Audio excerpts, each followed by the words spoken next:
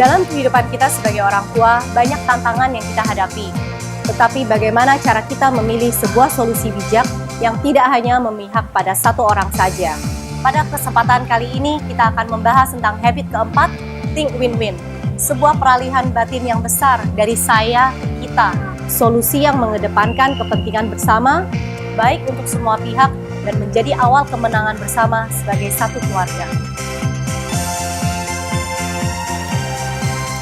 Selamat pagi, hari ini kita akan belajar tentang habit nomor 4, think win-win.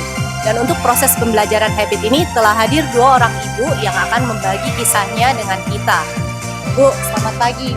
Setuju nggak kalau saya bilang, kenapa sih kerjaan anak saya itu berantem terus setiap hari? Bener banget, itu nggak tahu kenapa berantem setiap hari. Kalau kamu? Wah, kalau kejadian gini di rumahku, aku langsung ambil, simpen mainannya. Jadi gak ada yang berantem kan? Adil dong. Oke, mau sharing? Nggak mau sharing, aku simpen lagi ya.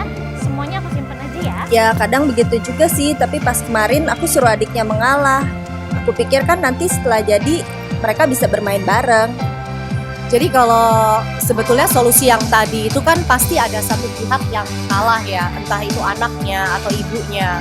Kalau kita lihat diagram berikut, menurut kalian Bu, tadi keputusan yang kita ambil tuh gimana ya? Masuk kategori yang mana? Kayaknya kalau lihat diagram tadi, saya yang bagian win-lose. Saya pikir solusi saya udah paling tepat. Tapi saya ternyata nggak mikirin perasaan anak ya. Wah, aku rasanya yang lose win. Aku selalu merayu si adik untuk mengalah, padahal aku tidak tahu adik maunya bagaimana. Nah itu dia, sebetulnya nggak juga. Sebetulnya ada solusi di mana semuanya bisa menang. Hebat sekali ya ibu-ibu ini. Gimana kalau kita interview anak-anak supaya kita tahu perasaan mereka bagaimana sebetulnya. Kamu diambil, rasanya bagaimana sih? Marah. Tunggu sebentar ya. Marah. Marah. Sedih. Sedih. Sedih. Marah. Marah. Kalau Kelui gimana rasanya? Marah. Marah juga. Kalau Reo? Ngambek. Nangis. Kalau Kiang rasanya gimana kalau diambil mainannya? Marah.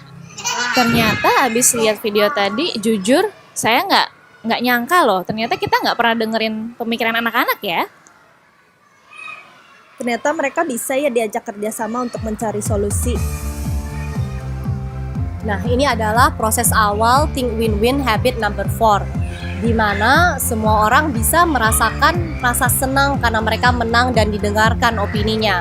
Dan ini juga sangat baik karena ini akan menambah saldo di bank emosi kita. Bank emosi? Apa itu bank emosi? Nah, saldo di rekening bank emosi kita hanya akan bertambah kalau kita melakukan hal-hal positif. Ya juga ya, jadi nanti kita dipercaya oleh anak-anak kita. Iya, berarti kita boleh deh coba di keluarga ya. Menutup presentasi kita, diagram berikut menjelaskan metode 7 Habit secara menyeluruh. Pada dasarnya, tiap individu harus meraih private victory terlebih dahulu dengan mengaplikasikan habit 1-3 dalam keseharian kita. Private victory melahirkan individu dengan pribadi kuat dan saldo bank emosi yang tinggi. Public victory baru bisa terwujud saat kita berpikir berdasarkan habit number 4, think win-win, yang hanya bisa terwujud dengan melakukan habit 5, seek first to understand dan to be understood. Barulah kita bisa bersinergi sebagai keluarga. Dan tidak ada yang sempurna. Sangat susah untuk mengubah sebuah kebiasaan.